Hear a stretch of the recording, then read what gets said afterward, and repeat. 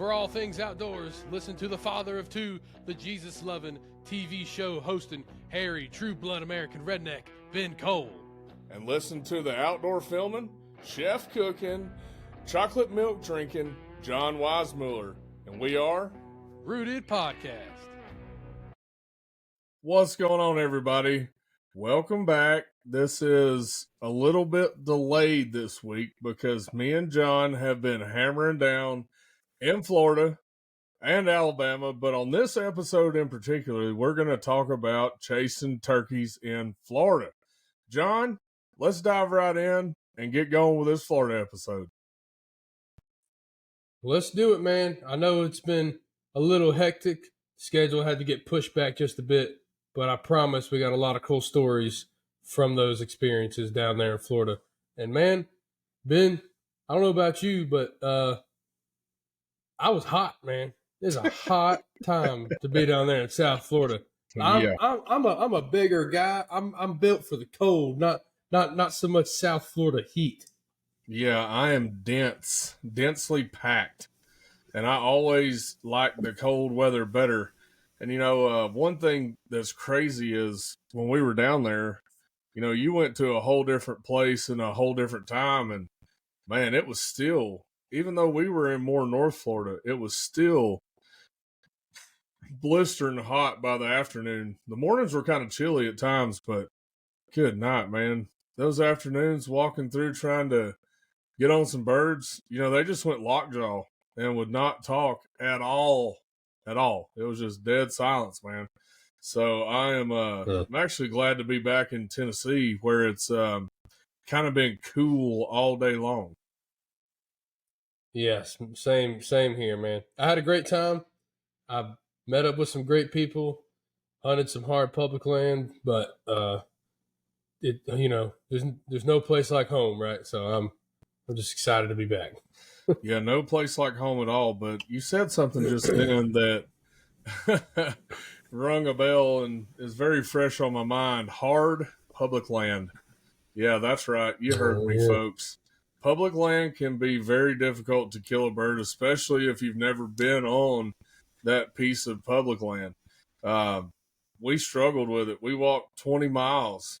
And before I dive into that, John, I thought maybe you want to kind of tell your story because, we have two different things that happened with us. And like I said, you were more in the deep south of Florida where the Osceola is king, and we were in the North Florida side where the eastern is still rocking and rolling up there. There's no Osceolas where we were. Yeah, so I went down to Big Cypress down there. So I kind of did some research and I got some pins from some friends, and I get down there, and whenever you're driving down there, you're just driving on this state route or something. And I'm driving down, and I pass this gate on my left, and I'm like, all right, cool. I'll kind of keep that in the back of my head, And we're driving down, and then we get to this information center for the wildlife center or whatever it is. And so I get down there, and they're telling me that, hey, you can go through that gate. You just have to park and then walk. From there, there's going to be another gate. You can't drive past that second gate. I'm like, all right, cool, So my brother and I, we get down there, and man, we get to this gate, and it's got two signs, and it says visitors welcome. And I'm like, all right, that checks out. I'm a visitor. Cool. And then it says on the next side, it says all hunters have to check in at I forget but this bear unit camp or check-in station or something. I'm like, okay, I guess I'll go there. So anyway, we ended up going through this gate just to check it out. And, we didn't, at this point in time, we weren't hunting. We were just driving around, checking stuff out. And I go through there and I hear turkeys gobbling, hammering. And I'm like, okay, this may be a good place to go, you know. I'll just have to go check in at this other place and figure out how to get here, but whatever. Well, I get on the maps and turns out, uh, where through that gate that I was told I was allowed to go through and hunt, turns out that we're not. The walk would have been like, less than 1,000 yards. But from this place I had to check in at, it was like an 8 mile walk. Yeah, it was real great. So, oh, dude, you talk about hoofing it, man. Me and my brother, we hoofed it, and dude, we got like 6 miles in this thing, 5 miles in, and long story short, dude, turns out these birds were on private, and the landowner's a little skittish, and I wasn't gonna go on this dude's private, obviously, and I wasn't gonna sit on the property line because that's illegal in and of itself. But it's not like the turkey can't walk. I was gonna you know call the thing over or catch it, however far away I needed to be, coming to the private. I was gonna do something, and anyway, we got there. We ended up running into the guy who owned that private. I had a super nice, respectful conversation. We ended up hunting some other place, and but dude, that one day we walked, over 10 miles, something like that, and it just, golly bum, dude, didn't even hear one or see one other than driving in that first gate. And then all them other days, dude, we hunted hard, man. Hunted. Uh, didn't really hear any gobbles on the public. Ran into some hunters, you know, made made a couple buddies, which was cool. But dude, down there, that I mean, shoo, that WMA will test you. Yeah, it's huge. It's like 700,000 acres or something. Um, but it's a lot of swamp, and which also blew my mind, man. I had to change my whole outlook on turkey hunting there because here in Tennessee, turkeys don't really like crossing, rivers, creeks, fences. They will, but they don't really like to do it, you know.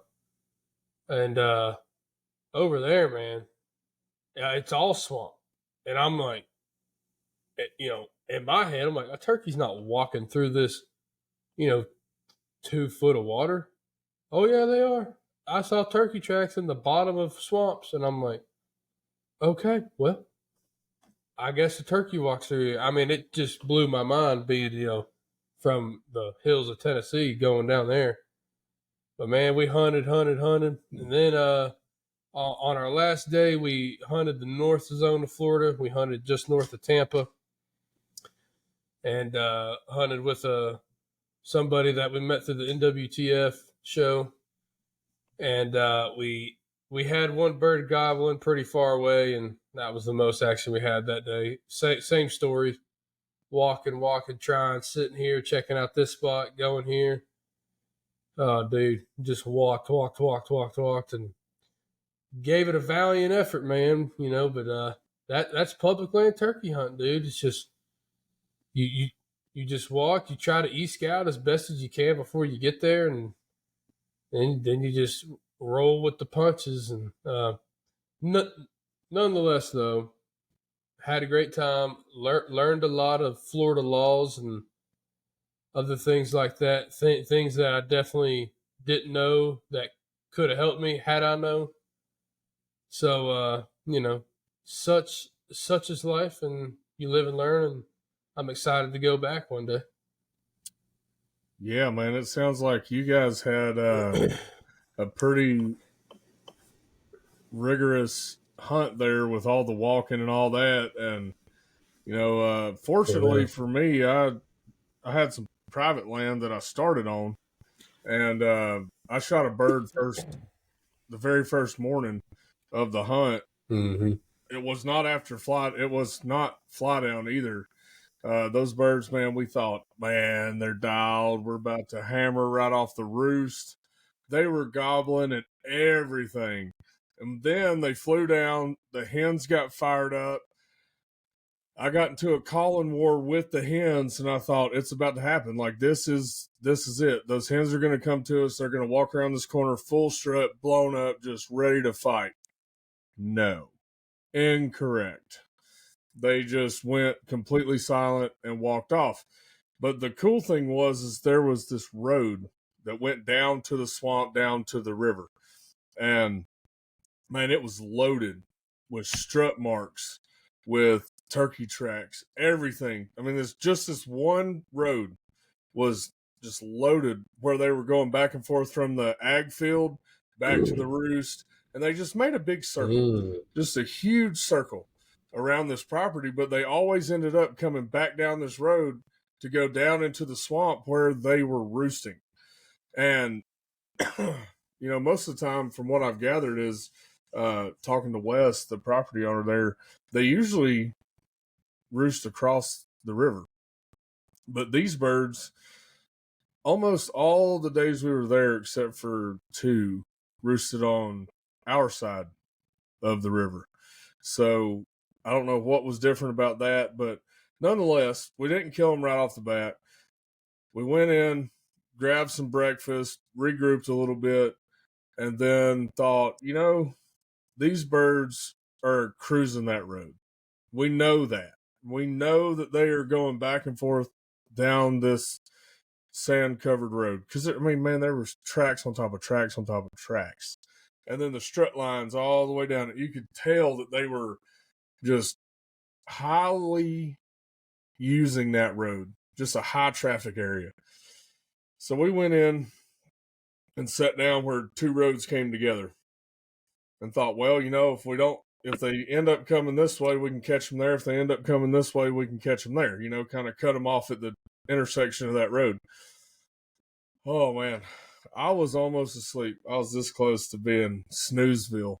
Ryan was in Snoozeville. And Cade was right there about to be at Snoozeville as well. And I hear, I was like, oh, man. Oh, there he is. And I'm up now. I'm awake, man. I was up. My eyes were wide, heart was pumping. I was sitting there shaking, man. My knees were just going crazy. We did just a little soft yelp. Yelp, yelp, yelp, yelp, yelp.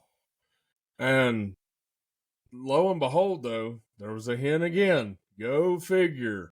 A hen is with them again. Well, she comes in first, and these longbeards are like 2 foot from us.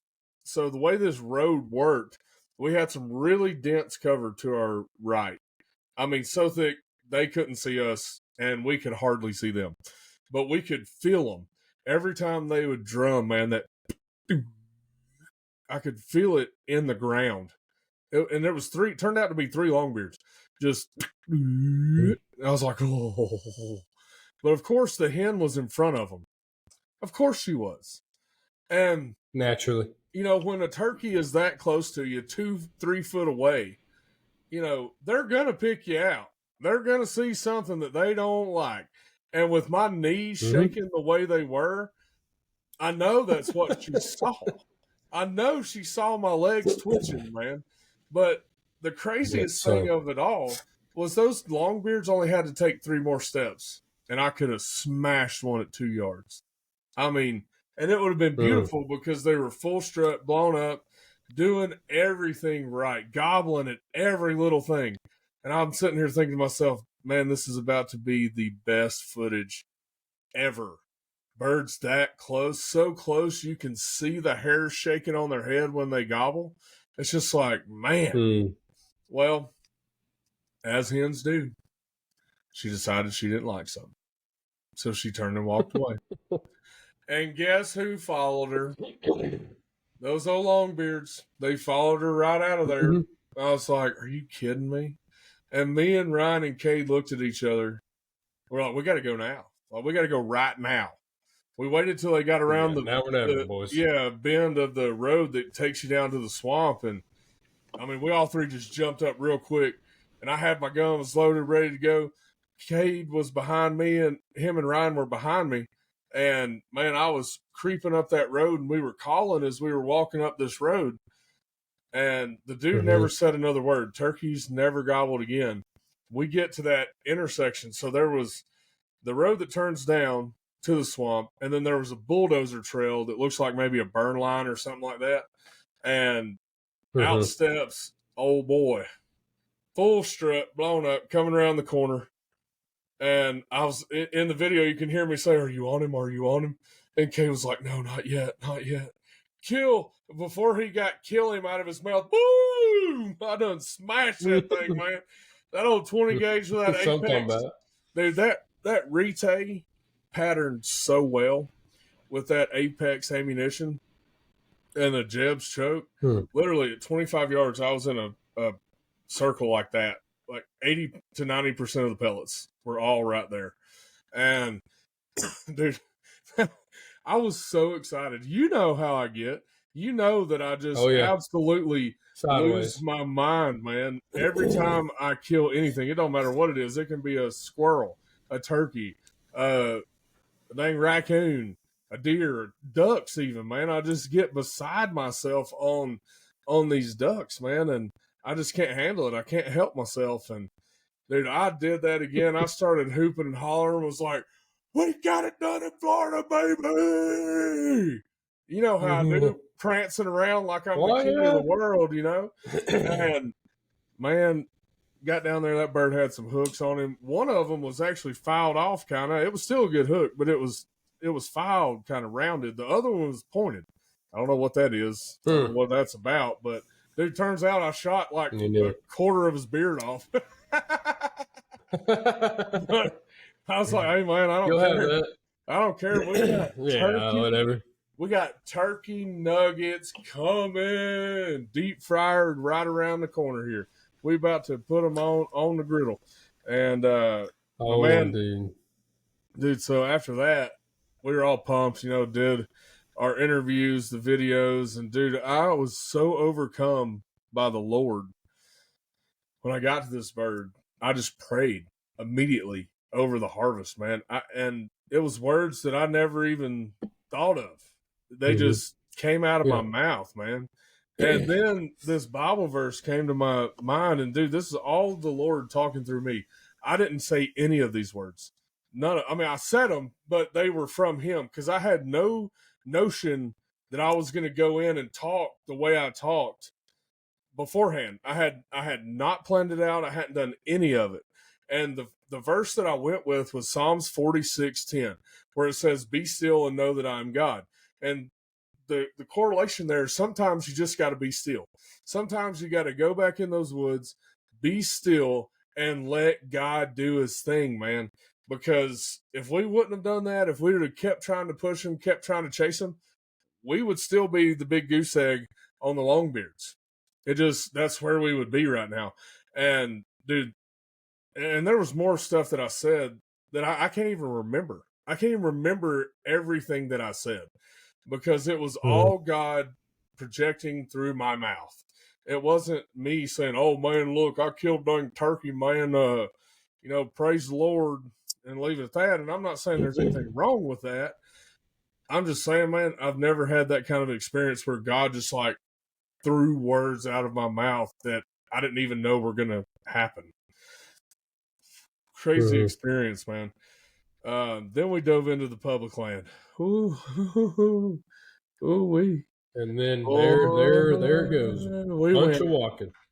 It went south fast. Yep. Yeah, man. So at the end of it, we had ended up walking 20 miles by the time that was over with.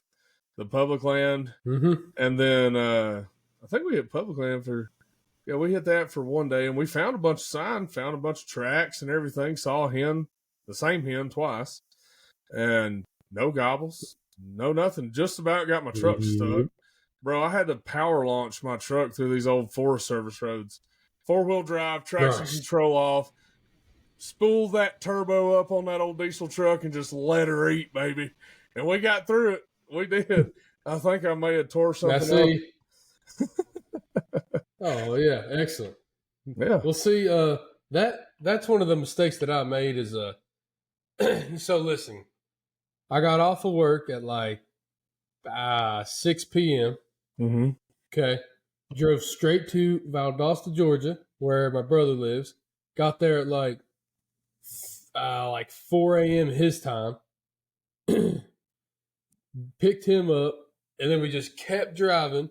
We basically drove like, if you look at a map, Miami is, kind of like bottom right. We were like the same like distance down, just in the middle of Florida is where this place is. So we drove, another whatever that is, like I don't know, 6 hours, 7 hours or something. So we just kept driving, and you may be like, why are you telling me this? Well, we did all this in a Honda Accord, a 98 Honda Accord. Yes. Get that Accord rolling. Look, and I was a little worried because I was like, I don't know how these roads are going to be. I'll say this, dude. Those roads on that refuge or wildlife management, whatever it's called in Florida, dude, it's nicer than my freaking driveway, man. These roads are awesome. I was like, oh, dude, I'm going everywhere. Well, when I was telling you earlier about how it made me go to this check-in station, which, by the way, was like 25 miles away. You can only get through it on these gravel roads, blah, blah, blah. Well, the first day we're driving through there, and we see a couple Jakes, and that was really about it. As far as that spot went, I tried it a time or two, and no gobbles, no other birds. Anyway, but you get to the check-in station, and there's a gate, and then there's this road. And it says that you need I think it's called an off-road vehicle permit.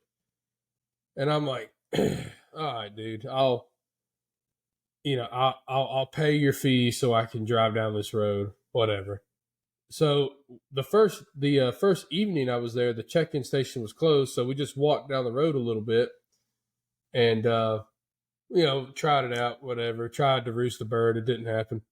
But I'm like, dude, this road's nice. My little Honda will make it down this. So the next morning I go to get a permit. I'll walk up to the check-in station, in my old 98 Honda Accord. I roll up in there like I own the joint.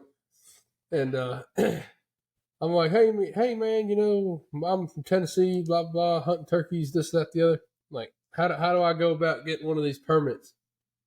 And he's like, oh man, they're just $100. I said, perfect. Sounds good. Sign me up. If you're telling me that I don't have to walk 8 miles to this private, birds that I'm wanting to hunt, like, sounds great. Like I said earlier, I'm a bit on the bigger side. I don't like the hot. Hot and walking 8 miles do not mix. I don't like it. I don't want to do it. Nope. So we go to get it, and he goes, is that your Honda right there? Like, yes, sir. I figured I'd just drive it on that nice gravel road right there. I'm not going to like go off into anything. He's like, nope, it's got to be a full-wheel drive. I'm like, oh, come on, man. You ain't going to let me take this old Honda down there? And I got the big old thumbs down on the Honda going down this nice gravel road. I couldn't believe it.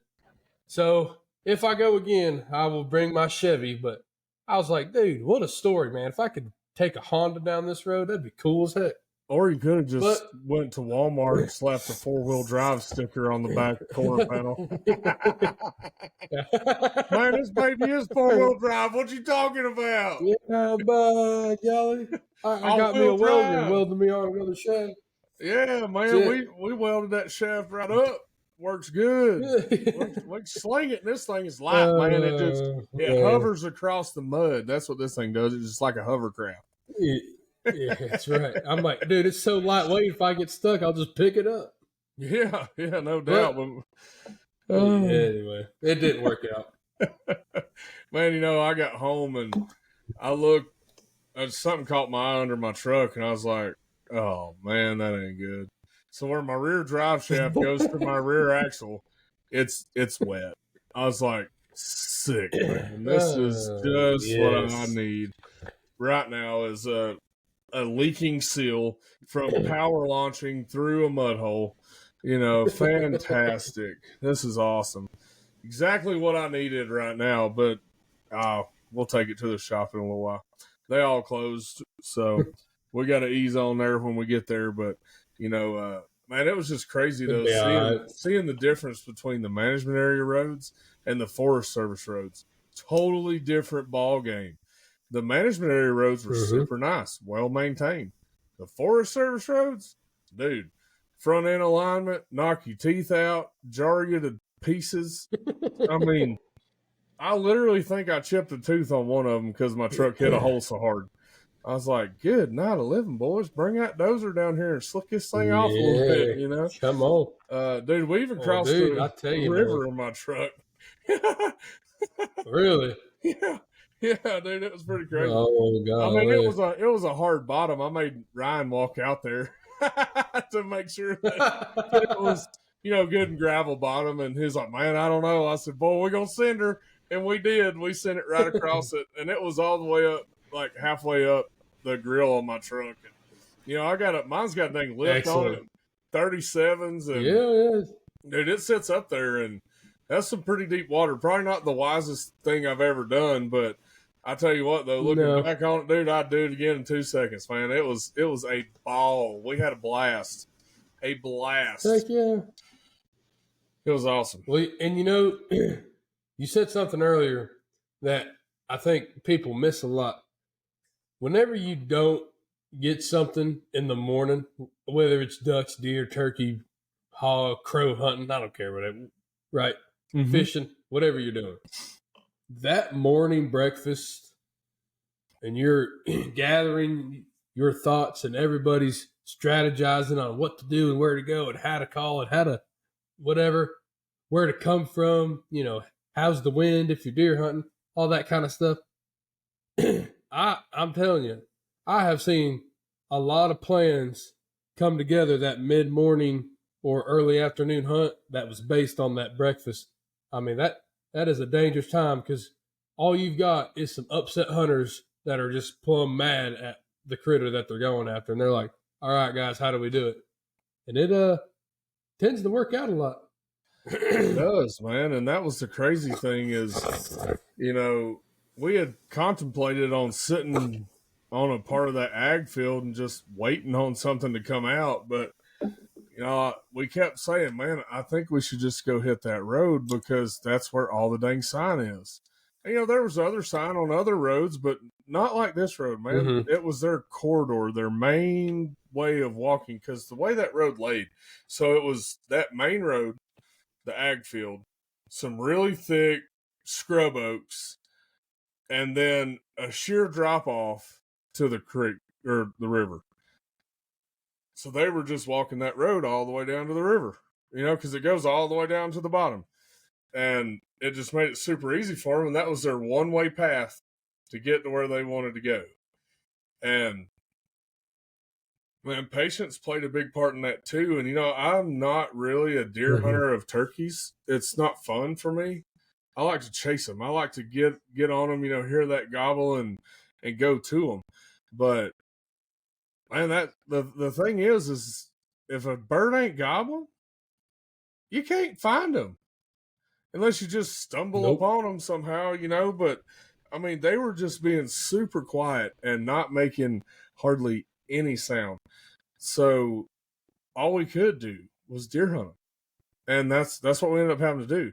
And we weren't even there for that long before they started coming up. So it was well worth going and sitting there. But, we just did our homework and did our research first thing while we were out there, and just were very observant of our surroundings and what was going on and which way those birds were going, talking to Wes, my buddy that owns the place. And he said, man, look, these birds every day, they're going to go this way and then they're going to come back this way in the afternoon every day. That's what they do. And he was spot on. Spot on. They did exactly that.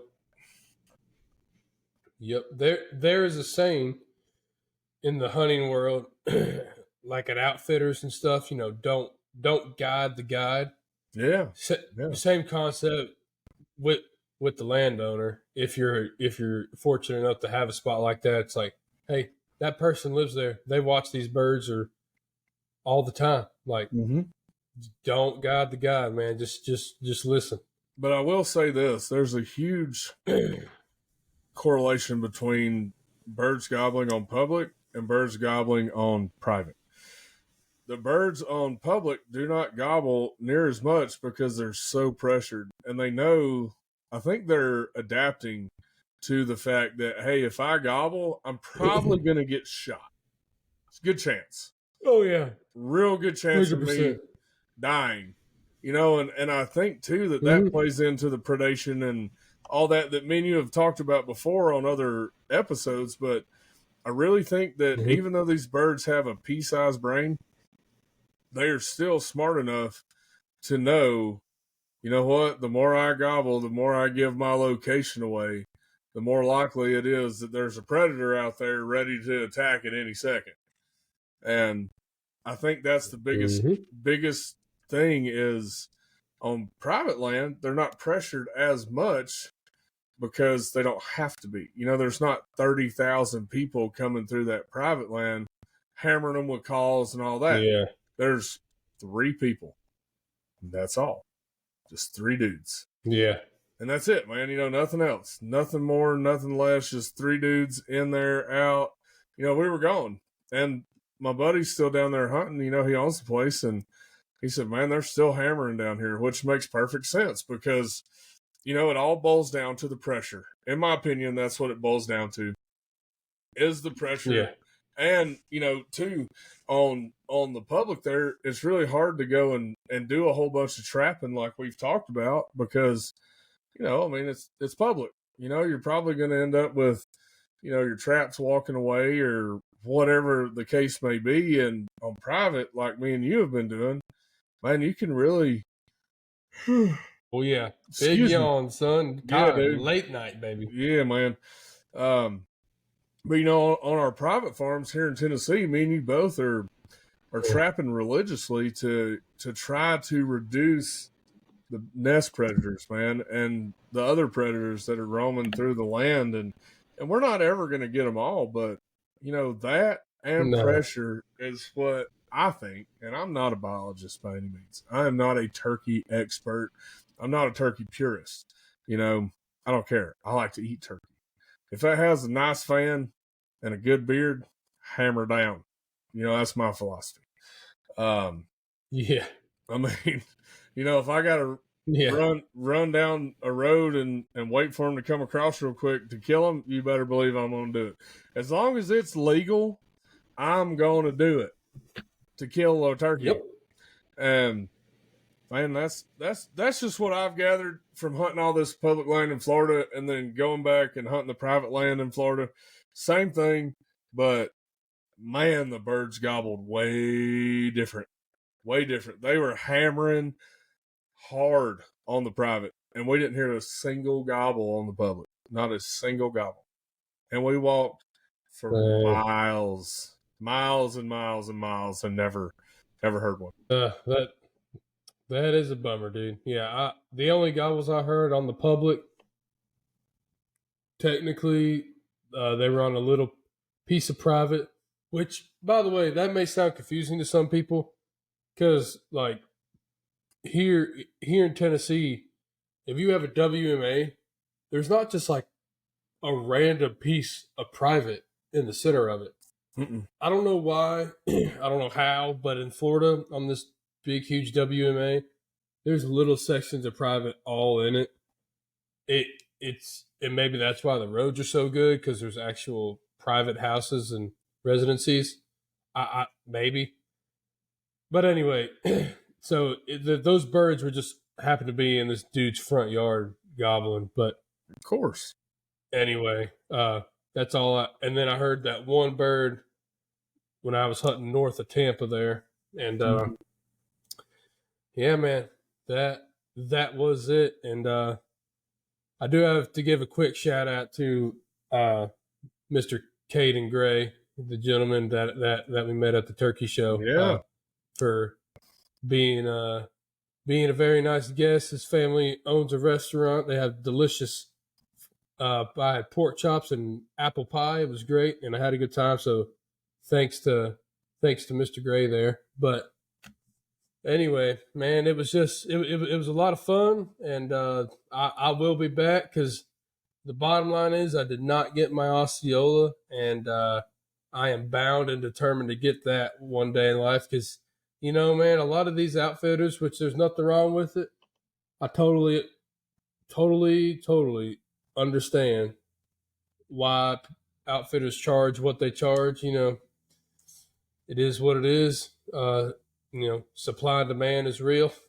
Mm-hmm. But I just if I can avoid paying $3,000 or more for a turkey, I'm gonna try to.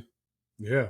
So Yeah. I So will be back for sure. yeah, man, and I'm gonna be with you this time because Osceola's on my list Yep. too. Me and you've killed Easterns together. We've killed Rios together. Now we got to go kill the Osceola together and the Merriam together and finish out our slam and get those 4 birds knocked out in the books.